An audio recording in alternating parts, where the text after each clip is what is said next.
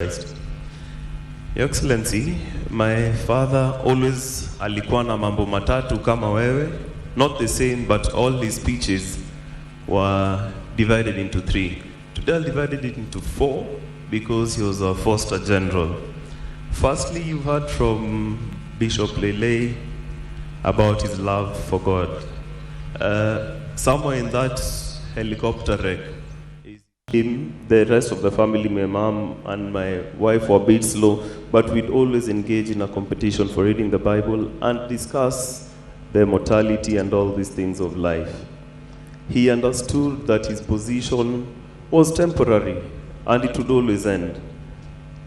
Leading up to his death, he almost knew that his time was up, despite having very many plans for the military and for his family.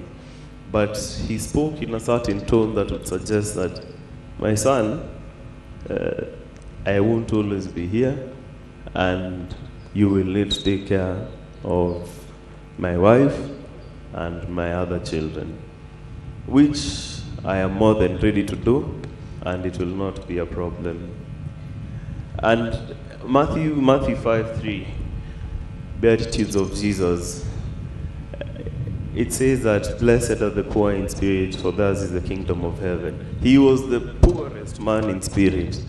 Hizi chase cars mingi, ofisi kubwa, watu kumuita CDF, general sir, to him it was all vanity. It was a necessary thing for him to be able to fulfill his job, nothing more. As he lays here with his uniform, I see they put his medals, his sword and boots. He loved it as a tool for the job, but nothing more. Don't be under any illusion that he thinks is important once he breathed his last. That was point number one, his love for God. His point number two and point number three is a very blurry line. It is about his soldiers and his family. I can guarantee you right now, ule private mwenye amekaa pale juu kwa kona and me, he viewed us almost the same. You may not have had the same privileges I might have had being his son, but in his heart of hearts, the lowest person, the cleaner, to his vice, he treated all of them with respect. And he respected every single human life. His worst days was when he had, or rather different days he hears his soldiers have been hit. He was actually mourning like he was mourning a child. And he'd go down to his knees and ask, God, what is happening here? Hard for me strength. Nahitaji kulima hii Al-Shabaab kabisa. Nahitaji kulima hii bandits kabisa. Which is what he was doing in the line of duty when he went down. And I want to tell even the bandits or Al-Shabaab who are celebrating, mtu mwenye alikuwa analima kila wakati, muongeze click.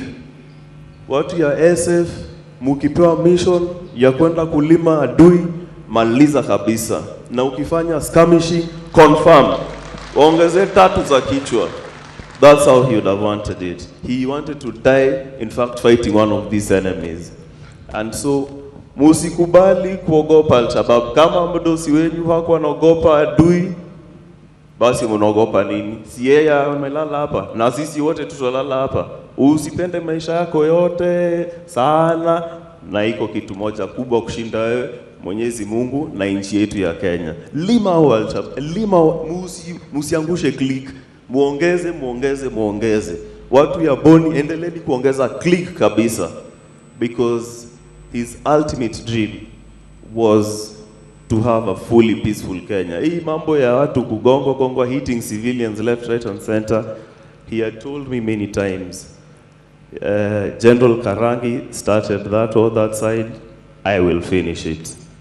He may not be the one to finish it, but all of you now have a responsibility. Musiangushe hiyo click, wekeni juu. And he always used to say, kazana, weka kazi mbele na Mungu mbele. Na ulime adui kabisa. Lima adui, atakufanyia nini? Utakuja hapa, we'll celebrate you, but Kenyans will remain safe. Those tears of the women in Baringo and their children and the people who are displaced, they won't go in vain. Hata sasa wenye wako deployed huko, wenye walichukua mili zao kwa ndege, don't despair, kazi inaendelea. He's gone, amri bado iko. Since ametoa amri, hiyo mali lazima ifagiliwe kabisa, na hivyo ndio itakuwa. That was point number 2 and 3. I'll talk about his family briefly. He really loved his wife, and he loved us also as a family, and he did everything for us. Anything he was ready to sacrifice for us. He believed in us completely, and his wife, I know he kept on telling me, unajua nikienda sasa wewe ndio utachunga mama, and mom, I will take that job seriously na nitakuchunga to the best of my ability. Lastly, if you knew General, he loved reading, he loved playing golf. I know his golf buddies really miss him, and he said in an interview when Excellency appointed him was the last time he played, and just when we were talking on Saturday, I told him, sasa ukiretire itakuwa aje? And he told me, I look forward to going back to golf, but his primary consideration always was this great nation of Kenya. He loved it, and in his death, he wishes that Kenya will remain totally secure, free from external influence, and any Kenyan, be it from Baringo, Chemolingot, Lamu, Mandera, Wajir, any corner of this country, he wanted them to be safe. A child to go to school, get an education, pursue their dreams, and he died doing that. And there is no greater death for him. He loved, besides his golf reading, I believe, we as a family genuinely believe General had more than 24 hours in a day. Because in a day, Tuesdays and Fridays, in fact, we are normally here. This Tuesday, we were here doing the Defense Forces physical readiness test. He said, if I'm the general, I have to show that this test is possible. And ironically, he did, I think, the most press-ups of everyone here. Not the most press-ups, but the most push-ups. We did push-ups. He did 80 of them at his age, over 60. He did press-ups, I think about 50, and he ran 3.2 kilometers in about 19 minutes, which is absolutely phenomenal for his age. So pia nyinyi muko huko juu, watu ya vitambi, fuateni mwenende ya general. So unaona metoshea kwa sanduku vizuri, hawaja finya toshe vizuri. And so, lastly, as I finish, the most important lesson, should you disregard his love for God and what God can do to you in your life and the battles he can help you win? Should you disregard everything? I can tell you something. Ukiwa na mkono gamu, hautaipata baraka. Even when God wants to give you money and resources, you need to open your hands. You need to empty your pockets. Patiana. General livyozia umuulize, yo saa umevaa hapo, nipatie, anakupatia. General limekwama hapa, nisaidie. He will give you. He was so generous, and as a result of that, as a family, we have never lacked. I am to just try. Test your faith. Test your faith. Start. Mwenye nakumbanga pesa, hata umechoka naye aje. Give him, forget about it.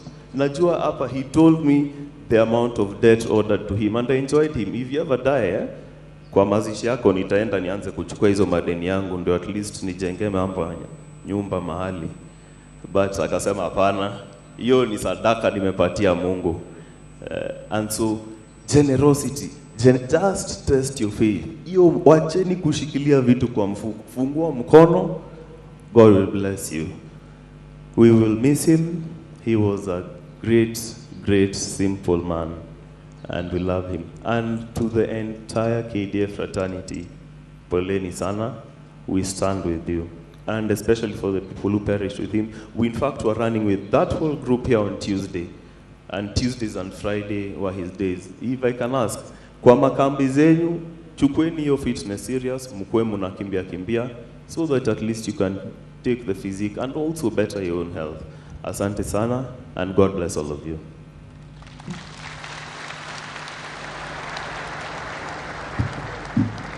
Thank you very much, Joel, for such a rich tribute to your dad, General Francis Omondi Ogolla. Your Excellency, it is now my singular honor and pleasure duty to invite the ACDF P&L to read the biography and thereafter invite the VCDF. ACDF, sir.